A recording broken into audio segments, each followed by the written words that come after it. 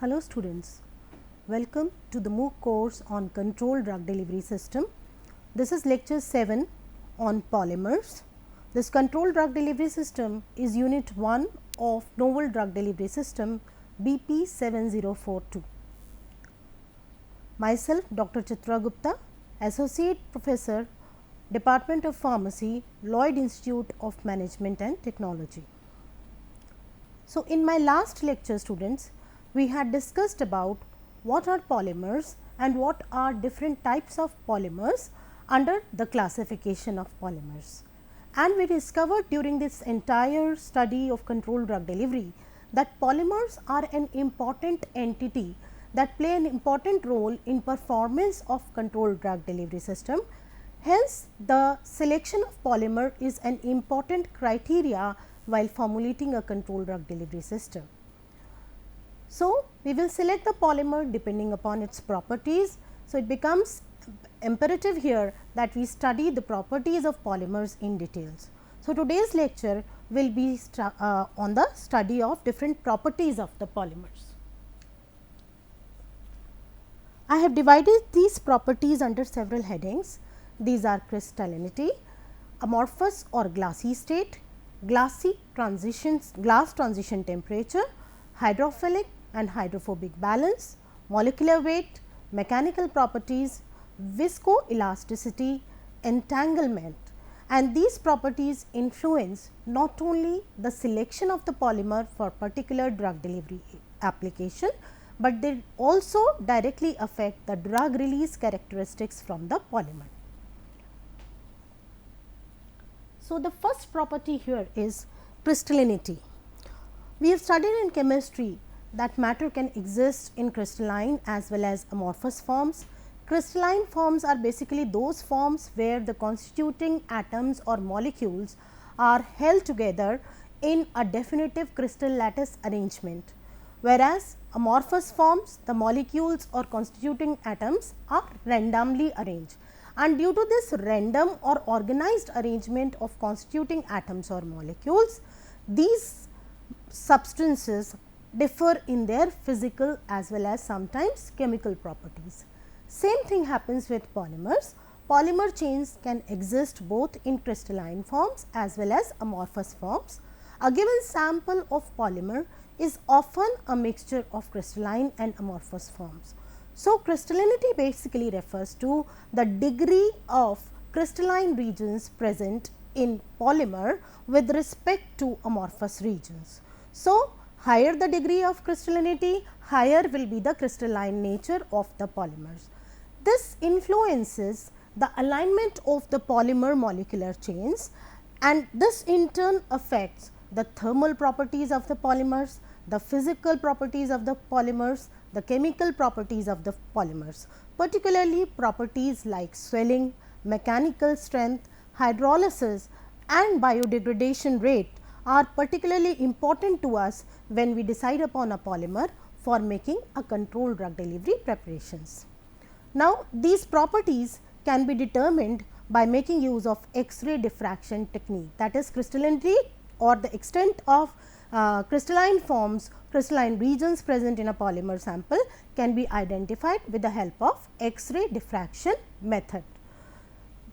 A common example to explain the effect of crystallinity on polymer functioning is that drug release rate is higher in polyesters with a low degree of crystallinity, because a low degree of crystallinity will imply a higher proportion of amorphous forms, which will amount to higher macromolecular chain mobility.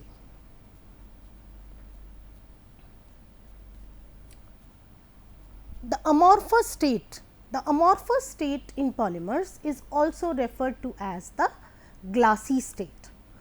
When the structure of polymer is irregular and formation of crystals is thermodynamically not feasible, then the polymer acquires a state which is called as glassy state, a solid without a crystalline structure. Just like glass, these amorphous forms are transparent. So, the amorphous state of polymers, just like amorphous state of other matters, they do not have sharp melting points. The crystalline forms of polymers are characterized by their melting points, because their melting point is sharp. They will melt at a particular temperature where the crystal lattice structure breaks down. However, in case of amorphous forms, there is no sharp melting point. Rather, these amorphous forms exhibit softening over a range of temperature, and they are characterized by what is called as the glass transition temperature, or TG, which is an important characteristics. So, crystalline forms, they are characterized by their melting points, but amorphous forms, they are characterized by their glass transition temperature. That is the temperature at which the polymer transits from a glassy state to a rubbery or soft state. Polymers, depending upon whether they are crystalline or amorphous forms, they will differ in their refractive index as well. For example, amorphous polymers will be transparent, while crystalline polymers will be opaque. Crystalline forms of polymers will be opaque.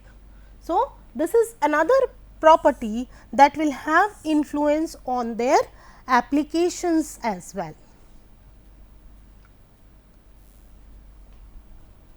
Going on to the glass transition temperature, it is denoted as TG.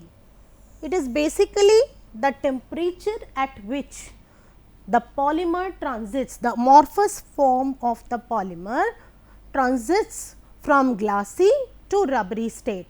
Glassy state, as stated earlier, the polymer is in solid state. So, when it transits from solid to rubbery state, that particular temperature is referred to as the glass transition temperature.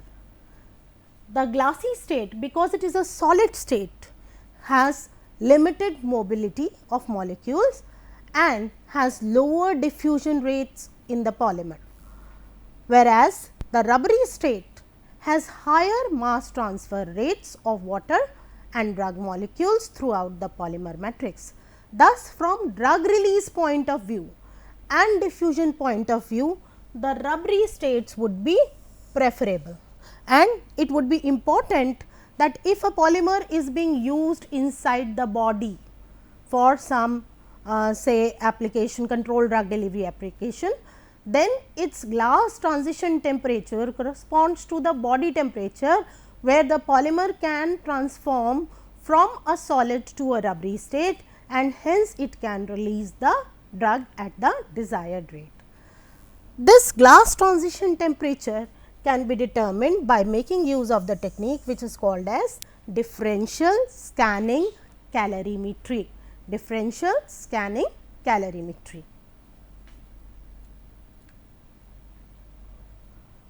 Here I have an example where, by virtue of their properties, crystalline forms and amorphous forms of polymers have been put to different uses. Crystalline forms of polymers have good barrier properties. Barrier properties means that they are impervious or impermeable to atmospheric moisture or oxygen. So, they are useful in coating and packaging applications, particularly in pharmaceuticals, where drugs are to be protected against the deleterious effect of environment. In that case, we either give coating to the drugs, or drugs are packaged in impervious materials, so that their shelf life is improved. So, these crystalline forms are particularly useful in coating and packaging applications due to their barrier properties, due to their impervious properties. Whereas, amorphous forms, due to their diffusion and solubility, as mentioned earlier, amorphous forms have a erratic arrangement of molecules or atoms. So, amorphous forms, due to their diffusion and solubility, they are preferred for making drug release matrices. They can be utilized for controlled drug delivery applications.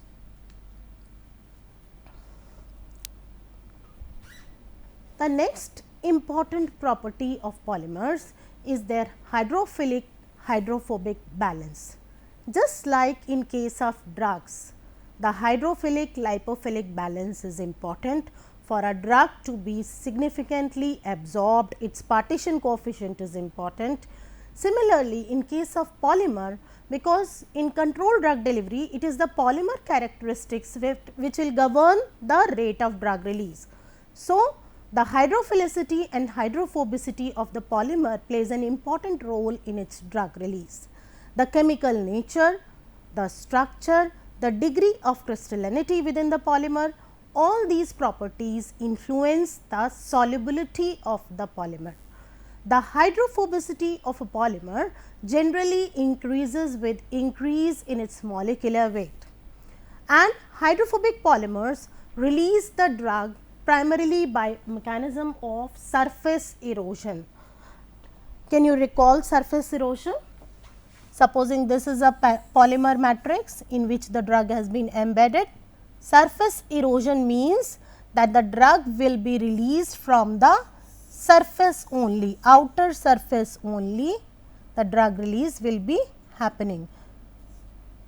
The matrix will erode at the surface, the inner portion will remain intact. So, the drug release rate would be a function of the surface area which is exposed to the dissolution medium.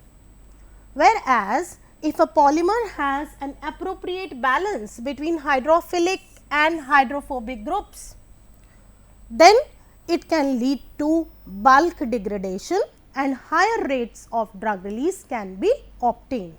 Bulk degradation implies that the polymer matrix will degrade from inside and there will be large pores or channels created and higher rate of drug release can be obtained. So, this is bulk degradation, degradation from interior of the polymer matrix, right. Besides, hydrophilicity and hydrophobicity is also important for drugs depending upon the drug characteristics. Supposing there is a drug which is itself hydrophilic in nature, drug is hydrophilic in nature, it is water attracting and it has got high dissolution rate, high aqueous solubility.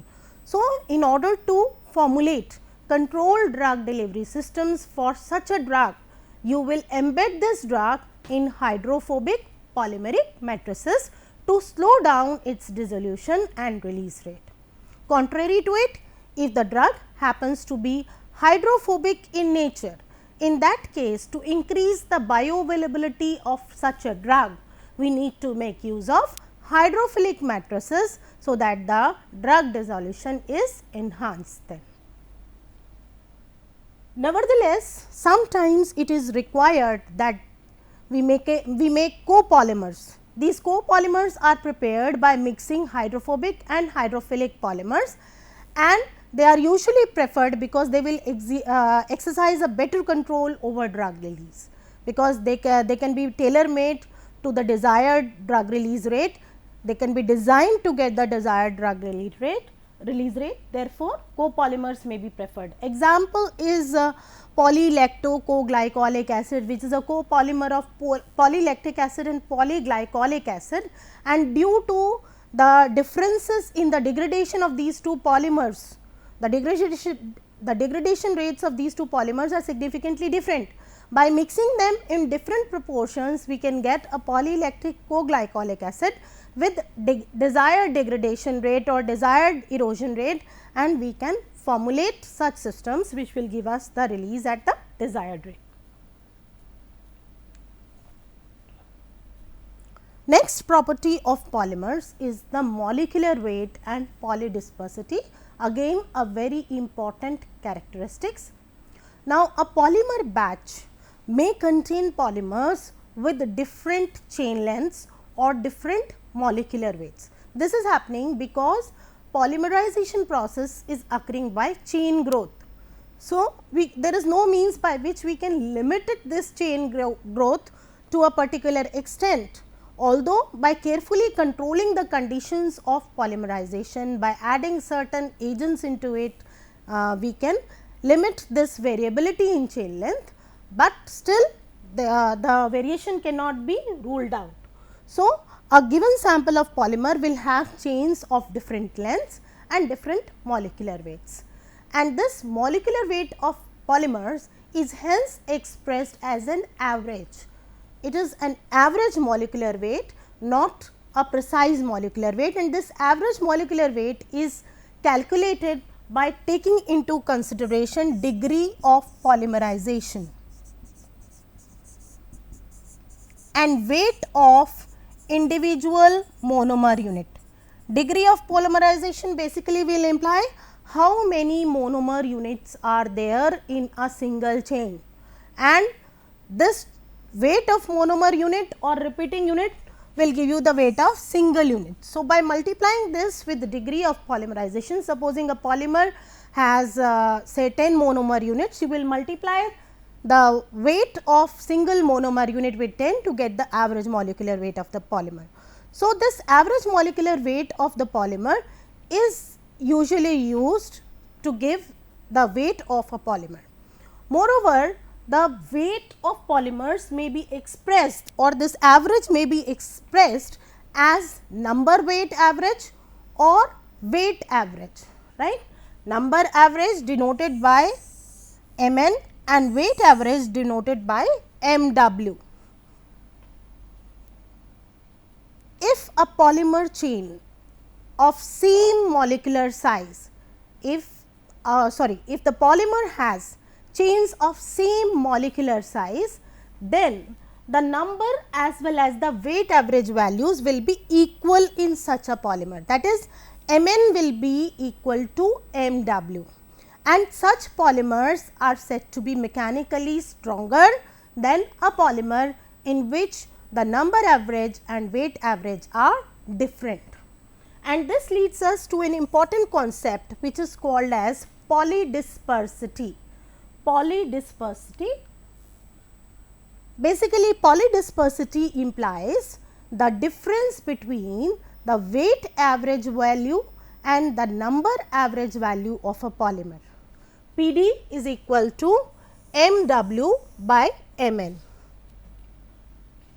Ideally, this PD value will be equal to 1, that is, when the number average and the weight average are equal, this ratio will work out to be 1, and the system will be called as a monodisperse system, which implies simply that chains are of same size, same length, they have got same number of monomeric units.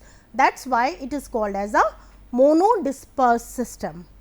If this polydispersity index is greater than 1, that implies that the weight average is greater than the number average, and the system is called as a polydispersed system. And this simply implies that this sample of polymer has chains of different sizes in it. Ideally, all polymer chains should be equal in size and polydispersity should be 1, and then that would imply a mechanically strong polymer. So, our aim while making polymers should be to minimize the polydispersity. As mentioned here in the first point, that for a mechanically strong polymer, the weight distribution range must be minimized, that is, the polydispersity index should be kept near to 1, that is, the weight average and number average should be kept equal. The number average can be determined by making use of colligative properties. Colligative properties are those properties which depend upon the number of molecules, like osmotic pressure, freezing point depression, etc. So, by making use of colligative properties, we can determine the number average, whereas the weight average of the polymers can be determined using light scattering techniques.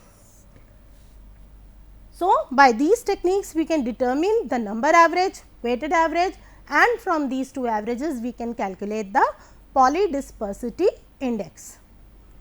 Now, this molecular weight of polymer is important because it influences the physical properties of the polymers, such as glass transition temperature, the viscosity of the polymer, the solubility, the mechanical strength, crystallinity and degradation rate.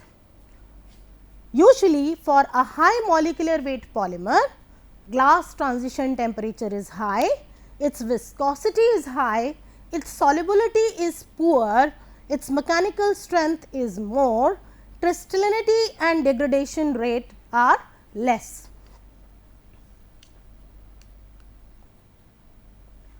Not only this, not only the physico and chemical characteristics, the molecular weight has an important bearing on the in vitro and in vivo functioning of the polymers, particularly when they are formulated or when they are used in controlled drug delivery applications.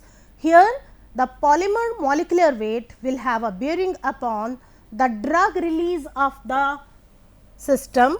It will affect the phagocytosis, elimination and biological activity or performance of the system. Usually low molecular weight polymers, they will have high elasticity modulus, that is they will form more porous structures. As a result, they will give more scope for osmotic pressure development and drug release, whereas a high molecular weight polymer having low elasticity modulus will produce non-deformable matrices with lesser number of pores for drug release and hence will give a slower or less amount of drug release or slow drug release rate. Further, the degradation rate and the elimination. Usually low molecular weight polymers, they degrade at a faster rate, they are readily hydrolyzable and they are easily eliminated from the body.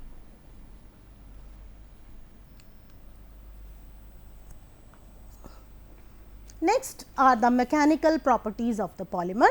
Mechanical strength of polymer is its ability to resist stress. On application of stress, how much a polymer deforms or resists deformation, that is called as the mechanical strength of the polymer, and it depends upon the structure of the polymer, the molecular weight of the polymer and the intermolecular forces. Structure of the polymer in terms of its linearity or cross linkages. Highly cross linked polymers, they are more stronger as compared to linear chain polymers. Similarly, molecular weight, high molecular weight polymers will have more mechanical strength and they will resist deformation. If we talk of intermolecular forces, again intermolecular forces as they will increase with increase in molecular weight. So, as the intermolecular forces increases, so does the resistance to stress. Structure wise, if we see, flexible polymers can perform better under stretching, whereas rigid polymers are better under compression. The important measures for mechanical strength of polymers are modulus, usually referred to as modulus of elasticity and stiffness. Higher the modulus of elasticity, lesser will be the stiffness of the polymer. So, they have reciprocal relationship. Next is the viscoelasticity or viscoelastic property of the polymers. Polymers are neither purely elastic nor purely fluid materials, that is they are viscoelastic materials. Like elastic materials, they can store energy in them, whereas like viscous materials, they can dissipate this energy and they can flow. For example, if you take a rubber band in your hand, you apply stress to that rubber band and you try to stretch it. You will stretch it because the rubber is elastic in nature. So, similarly, polymers also, they upon application of stress, they like elastic materials, they will stretch themselves from within and they will store energy. Now, when this applied stress is removed, in case of rubber, the rubber will retract back to its normal position. But in viscoelastic materials like our polymers, the material starts flow. it dissipates energy and it starts flowing, and this particular property is called as the viscoelastic property.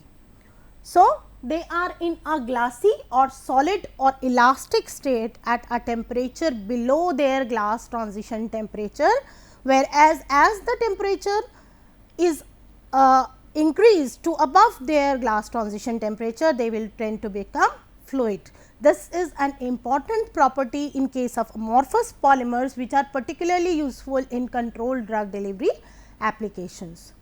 Besides this, under long term loading or thermal or mechanical stress, these polymers may soften even below their glass transition temperature, because their intermolecular forces become weaker.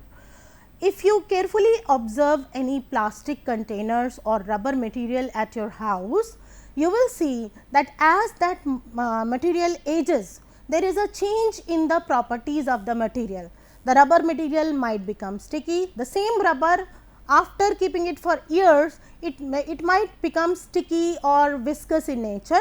Similarly, plastic containers, they may become brittle, they may lose their sheen. This is called as the aging effect on polymers. So, same thing happens with these polymers used for controlled drug delivery applications, that upon constant load or long term loading, that is thermal or mechanical stress, they may become softened at a temperature below their glass transition temperature, right. This is happening because of weakening of their intermolecular forces with the process of aging. The viscoelasticity can be measured by two tests, creep test and stress relaxation test. In creep test, the polymer is loaded with certain weight and its deformation is measured, whereas in stress relaxation test, the polymer is first deformed to a certain extent and then its stress relaxation or internal stress is monitored.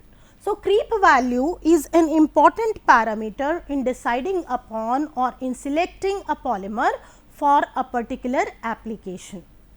Basically, this signifies the stress strain relationship between the polymer. The last important property is entanglement. Entanglement in Hindi, it will mean उलझना आपस में. So, as the molecular weight of the polymer increases or the polymer branching increases, the polymer chains are more likely to entangle with each other. उलझने के chances ज़्यादा रहते हैं, इसीलिए the result is poor polymer flow either in solid state melt or in solution state. So, polymer melts or solutions of high molecular weight polymers are difficult to handle, right, particularly when they are being used in certain machines or they are to be technically handled. In that case, their handling becomes difficult if they are high molecular weight polymers, because they will have tendency to entangle. Thus, for specific applications, for specific technique to be used, we have to be very careful with the molecular weight and entanglement of the polymer. We need to choose polymers which will not entangle. The weight range should be in that particular zone. So, here I have just listed out a few common polymers with their applications based on their typical properties. The first example is silicon rubber. It is inert with no affinity for any material, that is why it has been used in making implants in biomedical applications. Plastics with impact resistant, weather resistant and solvent resistant have been used in packaging applications. Fibers with high tensile strength, crystalline structures, they are used for making jackets or baskets, etc. And they have got fibers particularly have got high elasticity modulus. Then for adhesives and coatings, we require polymers with stickiness and adhesiveness.